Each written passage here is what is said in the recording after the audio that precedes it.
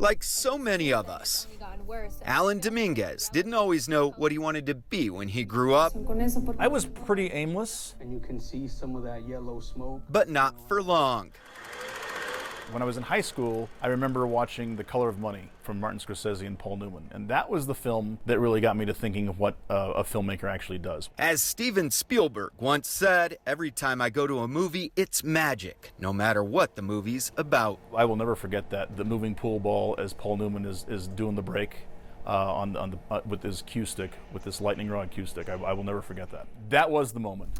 That moment changed the trajectory of life for Dominguez, and he's been making movies ever since. None of these kids said, I want to be a gangbanger at that age. First short films, then fiction, and eventually What I love is the piece itself is a collaboration of life. documentaries. I really pivoted to nonfiction in 2002.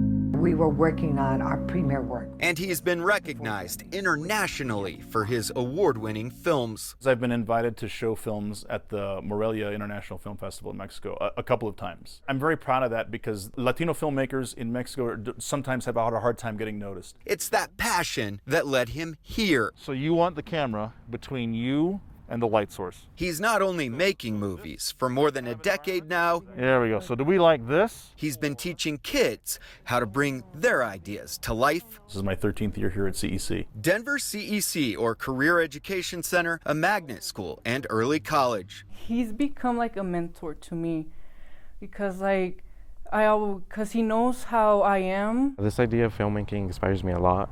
It's like one of the main reasons I chose this school. And Mr. Dominguez is like one of the coolest teachers I've ever had. No, I'm not just saying that. He just cares a lot about the students, and you can tell he's very genuine. I'm able to show students part of their culture that they didn't perhaps know about or knew very little of. Watching them take a story and make it their own is magic. They smile and they push themselves back away from the computer and like, wow, I really did tell a story. And when you string together several moments of magic, you've created this miraculous thing that we call cinema. A filmmaker, a Denver classroom, and the students who dared to dream. Ever since I was in middle school, I always dream of like creating movies, my own films. And when I heard that this school offered that, well, I jumped to the chance. I love this class. I've been able to use it as like a creative outlet. So what's the one bit of advice that you can tell us? And I'll say, never completely grow up. Russell Haythorne, He's just always ready to like support whoever has ideas. Denver 7.